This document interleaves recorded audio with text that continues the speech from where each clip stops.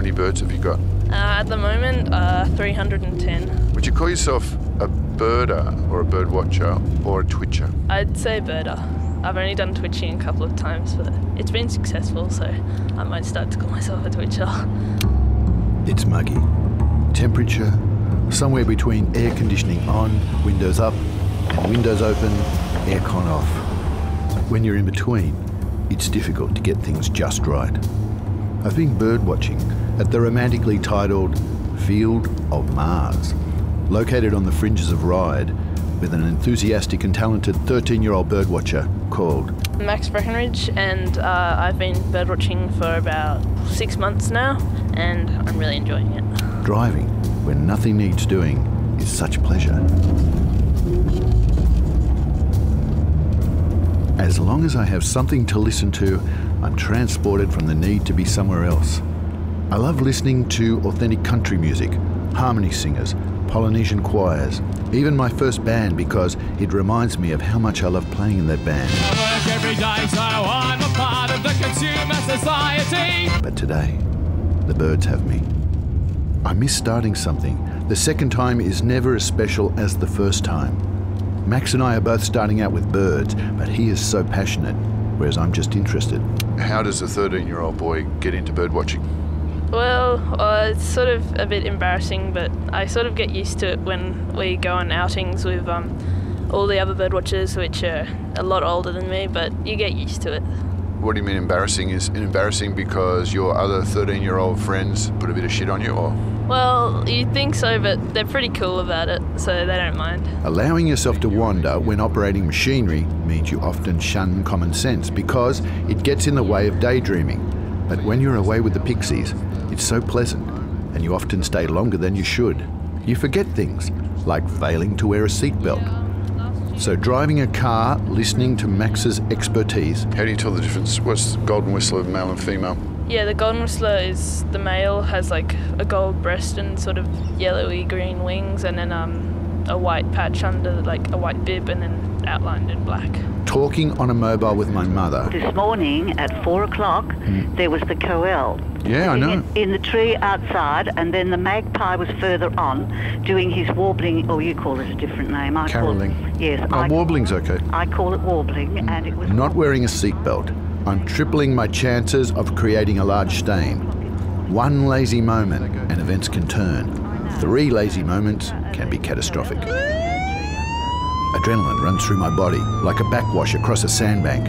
My rear view mirror fills with a flashing light, 2 angry eyes, and a police car ambling excessively close to my rear end. The driver indicates he wants me to pull over. Do you know the call of the white-throated tree creeper? Yep, very well. I haven't heard them yet though, today. It's pretty loud. They just do like a descending call that goes do do do do do do do do do, and then they do that again after a couple of minutes. Do do do do do do do do do do do do do do do. Oh, it's a very vicious world. It's like Paul Revere is riding through my body, waking up nerves. Everything tingles. And it took me many, many years to work that one out. When I lost my final 2 demerit points en route to Picnic Point for a lesson in bird atlasing, I took the good behaviour bond option. That is, keep your licence, but get a single fine during 1 year and you lose your licence for 12 instead of 3 months. Is your mum and dad into bird watching? They're not bird watchers, but they're pretty cool about it. Like, if there's a bird they don't know, they say, "Oh, Max, what's that?" And I identify it something like probably a galah or something. So when you're driving along, I mean, do you make your father or your mother pull over if you see something, you know, off to the side of the road? Yeah, I like doing that, but I feel a bit reluctant about doing it sometimes if we're in a hurry or something, so it gets a bit annoying, but it's all right. Nothing could be done for it. It was much kinder. I find the most inappropriate place to pull over. Is there anything more stressful than making a tight reverse park when people are watching you? Thankfully, my father had me parking in between 2 milk crates before I was 17, and it's held me in good stead. All right, well, look, I'll get back to you about dinner. Okay, then fine. Okay. Thanks, Mum. See you later. Bye. Bye. Bye-bye. Bye-bye. Is it affecting your schoolwork? No. I can still get that done. Are you a good student, or...? Yeah, Little Eastern Spinebill. It's a nice orange little bird. Male or female? I think that one's probably a female, because it's got a bit of white on the orange under the breast too. And that's the mail there. Checking us out. Yeah.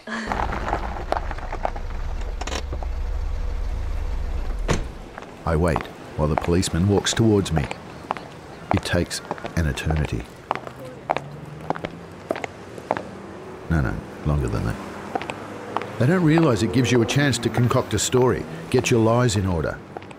Previously, when pulled over for not wearing a seatbelt, in the time it took the policeman to walk from his vehicle, I attached the belt around my waist and thought of a lie. That is, I was leaning forward to deal with some spilt coffee. Today, that experience guides me. Without any shoulder movement whatsoever, I seamlessly slip my belt around my stomach and fasten it to cover the indiscretion. However, talking on a phone, that is tougher to hide. When you actually see, say you saw the flycatcher the other day, do you get really excited when you see this for the first time? Yeah, if you see a new bird, you get really pumped, like the adrenaline starts rushing through, but yeah, you get a high. You've got to control it though, because otherwise if you get too excited, I suppose you're by yourself though, aren't you? But if you do get too excited, you do tend to scare the bird off. Yeah. The policeman appears at the driver's door before my second lie is hatched. I'm hunched in the driver's seat of my mushroom-coloured Hyundai Elantra, like someone who just finished 7th in a field of 8. He looks at me, then into the distance, like a cattle dog deciding if I'm prey. Then he looks back at me. I smile, as if someone is standing behind me operating my lips with fishing line. I wind down the window. He says, "Why didn't you pull over when I indicated?" "Pull over where?" I reply. "It's a police car, mate. Everybody just stops." "You know why I pulled you over?" Talking on a phone?" "What else?" I go the stringer option, slang for a birdwatcher claiming something he or she didn't see. "No idea," I reply. The policeman, a young man, perhaps a country boy, late 20s, clear skin, small but not mean eyes, whom I detect is not entirely owning this exchange, which is odd, because he's holding all the cards, says, "Your car is unregistered, thus, it's uninsured." "What?" I say. "Look at your sticker," he says, adding, "It's red." "Red?" I reply. "Yeah, red. It's September 2008. What month is it now?" "October." "But I've received nothing in the mail." The reason for this is obvious when I hand over my licence and he asks, "Is this your current address?" "No," I reply. "How long has this been the case?" 3 years. Some of my friends, they think it's pretty cool, but Excuse me, could you turn that off, please, sir? Birdwatchers themselves. "I can ping you for not changing these details, you know." Then he pauses. "Right. I'm going to have to take your number plates, so you'll have to leave the car here or get towed. I'll put a police note on it, but I can't guarantee you won't get a ticket." So leave my car in the CBD in a no-standing zone, and my NRMA membership is lapsed. Therefore, I'll have to deal with the tow truck driver. A man with soft hands always feels inadequate when confronted by a man with rough hands. The policeman pauses, as if he just remembered he left the cooktop on. Then he smiles. Here comes the seatbelt fine. Great. I smile, hoping the cheeky smirk I developed as a 6-year-old to get out of being selfish still works. Perhaps that device is a little rusty. His lips part, as if he's about to speak, but nothing comes out. Then he leans in a tad and tries again. "Are you the Sandman?" In the late 90s, I was recognised regularly for playing a character called the Sandman, but without recent TV exposure, that's all just a memory. If you don't know who the Sandman is, he's a droll character I played for 10 years on ABC radio in the 90s. I spoke like this for 3 minutes every day. "Hello, I'm the Sandman. My favourite animal is the greyhound. I love the greyhound because every time you take it to the beach, it can actually catch the seagulls." I later appeared on TV where I spoke like that for 2 minutes once a week. "I don't like puppies though. I don't like anything with a future." Shorter attention spans on TV. "Yep, I'm the Sandman," I say. "My father is such a fan," he says. A slight slap in the face, but any break at this point is welcome. "I'll tell you what, Sandman, I'll let you off on the mobile phone because I actually didn't see you doing that. But I have to ping you on the rego, insurance, and take your plates. And sorry, but each fine is $480. My old man will be spewing that I've booked the Sandman." Excuse me, do you mind if I switch back on the Max Breckenridge interview? After all, this is about birdwatching. And he's going to talk about a powerful owl. It sort of happened the other day with the powerful owl. I was just walking along the creek and then it was above my head, so I got pretty rushed then, but I didn't shout out.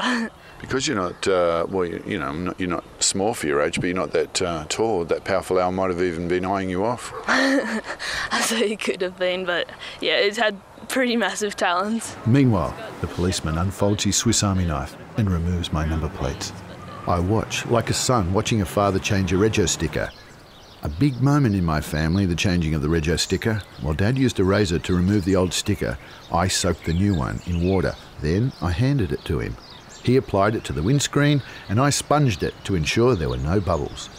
You doing much TV these days, Sandy? He says, writing something in his notebook. No, I'm too old now. Well, that's the reason SBS gave when they chose Rockwiz over my show in Siberia Tonight. He removes my plates and says I can get them back from the RTA.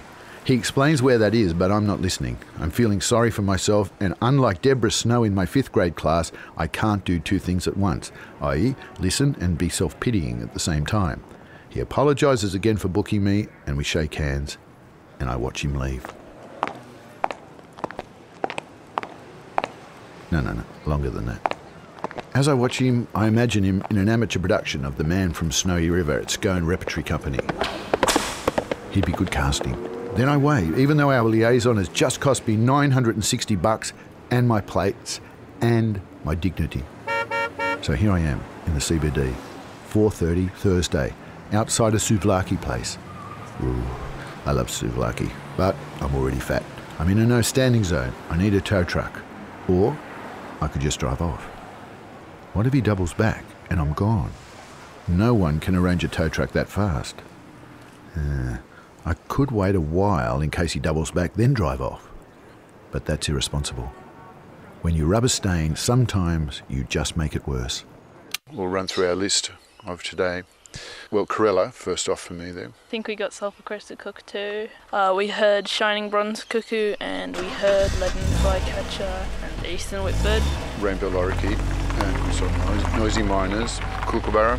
Red-browed finches, New Holland honeyeaters. Eastern spinebill. Spotted pardalote, galah. I might nick some of those birds for my list. Yeah, what else? Currawong magpie. Yeah. Thanks, mates. Red wattlebird, golden whistler. Yep. Grey fantail. And we heard you said we heard the flycatcher.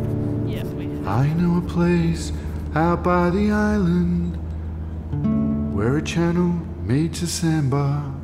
It's where my grandpa took my dad fishing for whiting and for flounder there.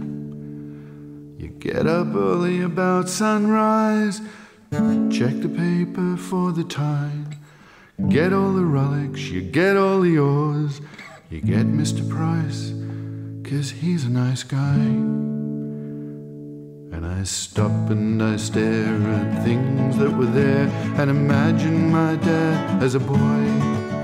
A hat with a bike, a white singlet, a 1926 light. I am my dad as I wander through the older designs in some of your old style suburbs. I love to go to the public bars and feel the architecture. Then I will know what my dad was like when he was a teenager. I am my dad as I wander through the older designs in some of your old style suburbs.